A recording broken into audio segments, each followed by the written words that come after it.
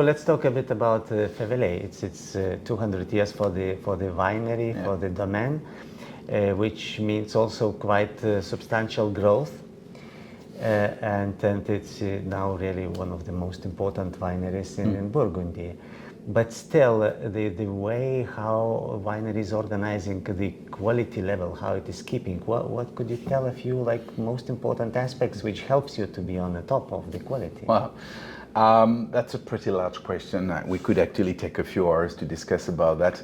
I'll try to be a bit concise and to summarize a little bit what happened in Domaine Faiveley, especially in the past 20 years, because I think the most important changes appears in the past 20 years under the action of Erwan, who took over after his father back in 2005, where he was a pretty young, actually, CEO, because he was 25 when he took over. The winery, like every historical and family winery, goes through different phases. And François Faiveley, who has been making some fantastic things and wine for the winery, was also having a style which to me was very interesting, allowing the wines to be aging absolutely beautifully, but were on the use a bit complex to approach, a bit rustic, a bit bold. And that's something which is totally recognized by everyone. So when Erwan took over, he really wanted to potentially change a little bit the approach. And the approach in winemaking, but also the approach in style of wine that were produced. So the first really big principle he wanted to apply into the winemaking was the notion of gravity. So really to make sure that every step of the process, of the winemaking process, was going through a gravity, which means avoiding and erasing any pumping system into the process. That was one of the first steps that was important.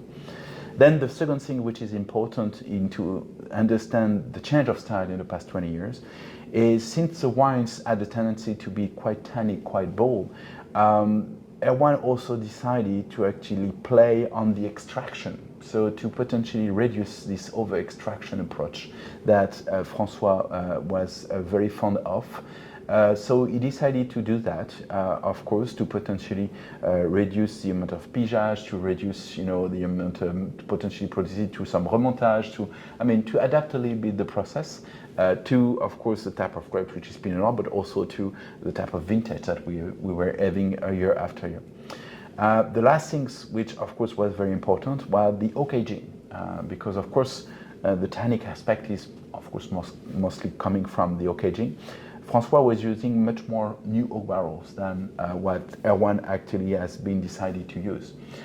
So he didn't find the good recipe like this. It took about something like 10 years before he found out this recipe. But I think today there is not a single wine at Domaine Faiveley which is going through more than 50% new oak.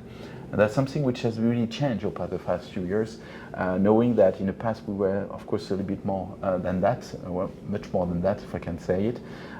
Today we are really trying to make sure that we have a perfect integration of the toast during the aging time, in order to potentially both have, let's say, the approachability of the wine even on a young age, without damaging the aging potential of this same wine. So that's really kind of the three steps of change. Yeah, so that's in the winery, but also with 120, close to 20 hectares. Your work in the vineyard is also organized kind of like in a small property, not like in a... Absolutely. The organization internally is actually very important. So we have 127 hectares, which are going to be divided into 60 different appellations. So from Marsanais, south of Dijon, down to Montagny at the border with Mâcon. So it's a very large area, geographical area. So in order to actually make sure that we are in full control of what we do in our vineyards, the family decided to actually have one single team per appellation. So today we have one team which is looking after Gevrey-Chambertin and around, one team which is around Nuit Saint-Georges, one team in the Côte de Beaune, and one large team in Côte Chalonnaise. That's really allowing us to make sure that we have someone which is walking into the vineyards every single day and which is capable of understanding what's going on in the vineyard. If one, for example, vine is looking a bit sick, or if there is some change in the environment, or I don't know, whatever happens. And that's very important. We need to be able to be in that vineyard every day to understand and to take the proper decision in order to make the best wine as possible. So that means a huge investment. We have a little bit more than 70 people who are full-time employees and who are every day in the vineyard. That's quite a large investment that we actually need to achieve in that quality research in a sense. So definitely that's something important. Then the last thing that I would see is important into the reorganization of the domain is the fact that step by step, Erwan decided to get rid of most of the négoce contract and to focus on the domain, which means today that 80% of the wine that we produce are coming from our own vineyards. The only négoce part, so which means where we buy grapes, where we don't own the vineyard, is mostly concerning the entry level, the Burgundy Pinot Noir, Burgundy Chardonnay. Because on those wines, the philosophical approach is very different. It's a question of blending different terroirs to create the best representation of what should a Burgundy Pinot Noir be, or should a Chardonnay, Burgundy Chardonnay be. And that's something very interesting. So today, really 80% of our wine, it is domain, purely domain. And a domain which, lastly, we've decided to convert to organic certification from 2022 vintage. So it took 3 years to get the certification. So from this vintage, 2025, will be officially organic certified. Okay, thank you very much. Thank you. And let's make one final shot about the vintages. Okay, We could which go, one? The 24? No, we could start from, I think in the market we could get something like 19 still, from 19 up to 24, just to know what was happening. Just, okay, absolutely. Okay, so Faiveley is really well organized because it has own workers who are going into the vineyards. And nowadays it's very important to be in vineyard because vintages are so different and there is no things to learn and to use for the next year because each year is absolutely different. So what is the last vintages where? Could you describe a bit? Quite a roller coaster, let's put it this way. If we start, for example, let's start from even 18 because I think it's interesting. 18 is the first vintage where we actually did into our newly renovated winery. So of course quite an important. 18 was a vintage which was a huge vintage in terms of volume. So huge vintage, a lot of grapes everywhere. Clearly the yield were enormous that particular vintage. A vintage which was both warm but sufficiently humid enough because in order to get that big grapes you need to have both the sun and the rain, of course. So it was a vintage which of course was very interesting for Burgundy because big vintage, of course, very interesting, but not exactly, I would say, for making the best quality representation. 2018 to me is a great vintage, but not the greatest vintage. Also because of the size of the yield, because when you have such a big yield, you actually have a certain, let's say, level of dilution, which is a little bit more important than if you have a drier vintage, of course. So to me, it's a great vintage because it's a vintage which is really drinking very well already right now. So if you take some Premier Cru or even a couple of Grand Cru from 2018, they are drinking beautifully and they will really please the market because of that, because of the fact that it is such a big vintage, so the approachability ratio is actually quite important. Then you go to 19. 19 is potentially not exactly the opposite, but very dry, very up vintage, smaller yield, much smaller yield. But to be honest, the more we retaste the 2019, the more impressed we are with that particular vintage. It might potentially be one of the best vintage in that decade, 2020, 2020. I'm still in love with 2015 as we tasted one earlier, but 2019 we'll see in a couple more years, but that might be one of the top vintage that we've been able to produce. The perfect equilibrium between, of course, very sunny and dry summer, but with a little bit of water which helps the grapes to grow potentially and reach the maturity. No frosts. No disease, and that's something that has not happened too much, lately. Really a vintage where it's a perfect kind of yield level in a sense, because sometimes people think that the smaller the yield are, the better the wines are. No, it's not true at all. To us, yield between 30 to 40 hectoliters per hectare is actually kind of a very good level for a yield. And acidity and alcohol-wise, comparing 18 and 19? Let's put it this way. It was a bit more, I wouldn't say it was, but a bit more acidic, different expression in a sense that alcohol-wise it was a bit more alcoholic than 2018. But it's not such of a big distinctive, differences like we're going to say, wow. There is other vintages in the past few years which we can talk about the difference in alcohol level, for example, or acidic level, but not between 18 and 19. Okay. It's not that important. Yeah, there is a few differences, but not that really makes a difference or a huge impact on that. Yeah. In 2020? 2020, COVID year. We all remember where we were in 2020.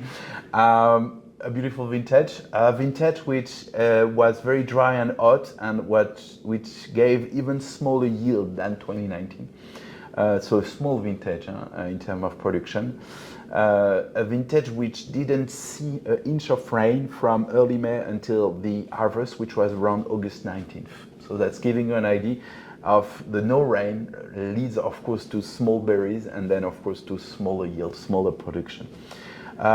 The no rains leads also to an extremely concentrated expression of the grapes. It was very much concentrated, and I remember very well being in the cellar tasting the 2020 from barrels and being totally amazed by the color of the wine in the glass. So deep, so thick. Normally Pinot Noir in Burgundy, you see through the glass, you actually see it's very light. Pale. Here it was really, really dark, very, very dark. So a good representation, of the concentration that we've been capable of reaching that particular vintage.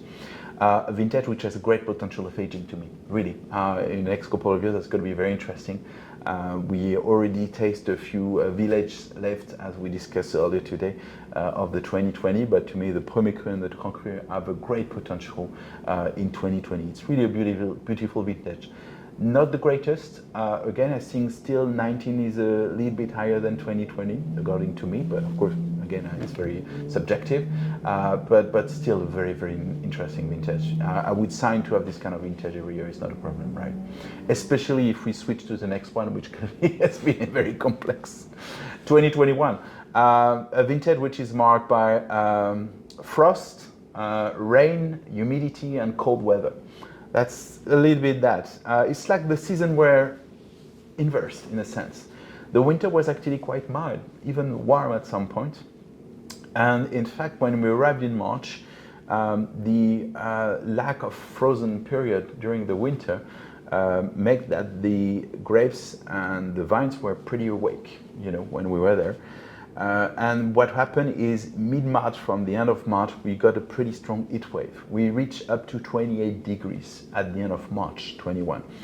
Enormous, really enormous, which leads to a very normal thing, which is the debudding, but far too early. End of March for the debudding. Normally in Burgundy, it's, let's say, mid-April. So we had at least 2 to 3 weeks in advance. And therefore, the debudding arrived right before what always happens every year, which is the April frost. And so the night of the 3rd, the 4th, and the 5th of April, we got some extremely strong black frost, so which means frost with temperature under -5. So we went down to -8 degrees, on some of those nights, which actually killed, let's say, in 3 nights, 50% of the production. So let's wrap it up this way.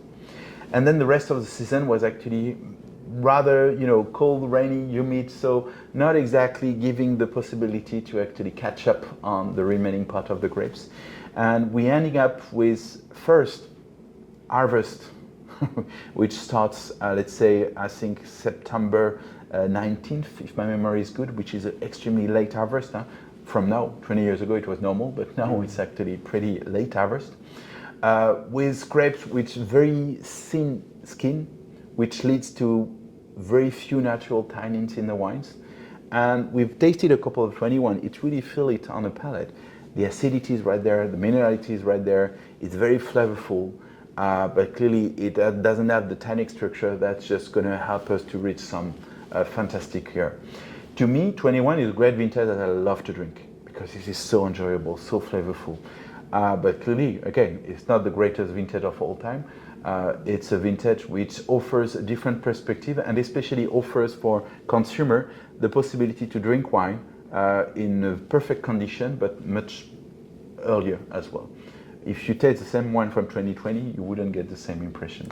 Yeah, we remember 21 as the highest price increase in the history for the Burgundy wine. For Burgundy wines, it was so small harvest that really it was a problem really to get wine, and some producers, they use the chance to make it a bit more expensive. It's true. I mean, we've lost at the end of the season, we've lost 70% of our wine in 21. Okay. So when you lose 70% of what you sell, it's a lot, right? Yeah. So it's been a bit complex to manage, and I think it's a combination of two things: a small harvest, of course, and right in the middle of a period where Burgundy was extremely demanded all over the world. And I think it's always important to understand what's going on a market situation. We are exiting right now a 10 years period where Burgundy was just, selling everywhere. Whatever you do, whatever you want, it was just in a crazy situation, not normal at all.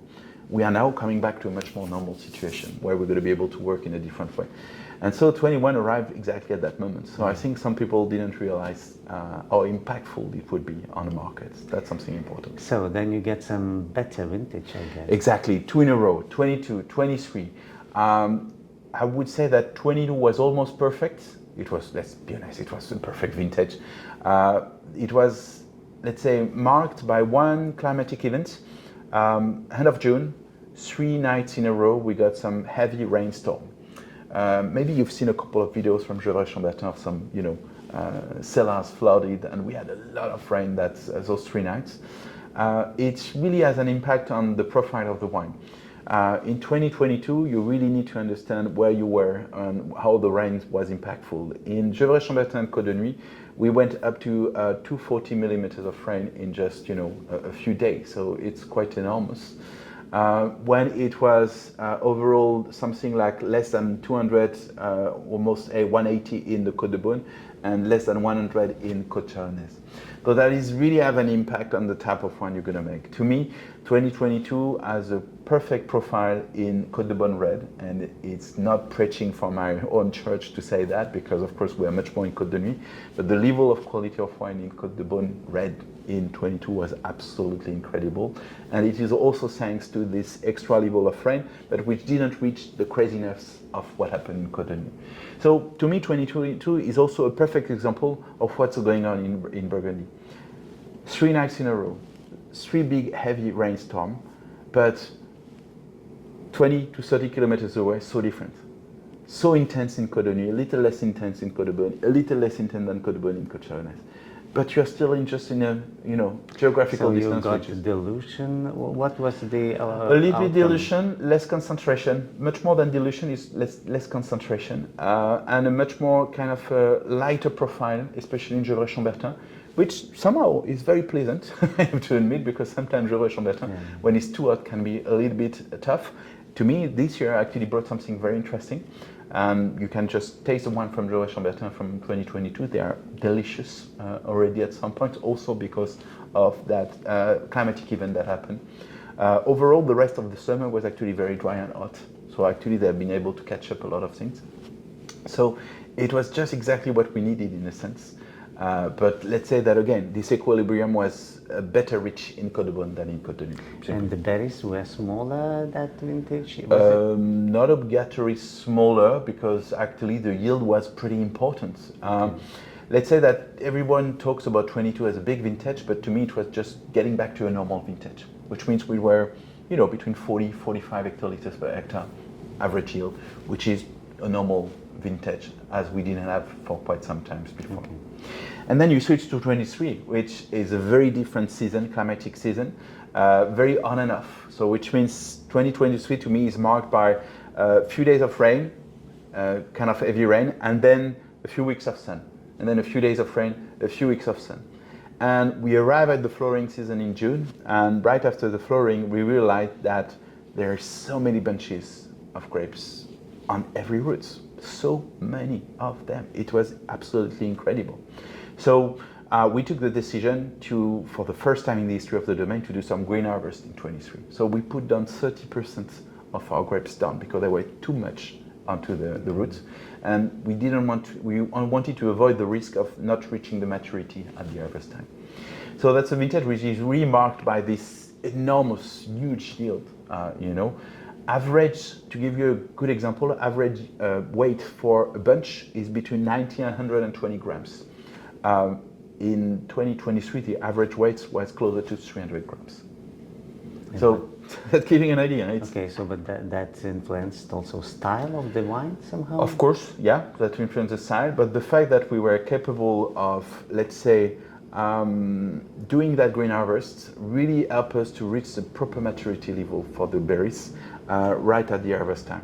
And then harvest time, the first, let's say, few days of the harvest, we got a very strong heat wave. It was very hot, very warm, with no rain at all. It was tough for the workers and for the harvesters, but it was just perfect right before picking up to get that strong sun in order to just finish the maturity properly. So the wines to me in 2023 are going to be a bit lighter because of this, large yield effect. In the palate, it's not going to be as concentrated, but it's going to be much more deeper, complex, rich than what we have been capable of doing in 2018, if we compare to the last big vintage that we have been capable of producing. So 2023 is, of course, much better than 2018. Let's say I would lead the 2019 to me is the first, 2022 would be the second. I still would put 2020 on the third because of that concentration that's going to help us. And then 2023 is actually perfect right after. And then I will say a few words about the next one because I don't want to talk too much about it. It's a little bit painful.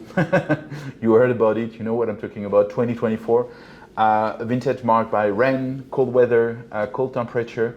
And by one element which is important is a huge disease pressure and especially mildew. It was a terrific year, catastrophic year. We've lost so many. We've lost about 80% of our production in Côte de Nuit, about 60% in Côte de Beaune, and about 45% in Côte Chalonnaise. So that's really has been one of the most difficult vintage in the history of Burgundy. And especially knowing that we were actually run organically, that clearly didn't help for us to save more than that. But again, that doesn't change. The organic, as I say, philosophy is very important.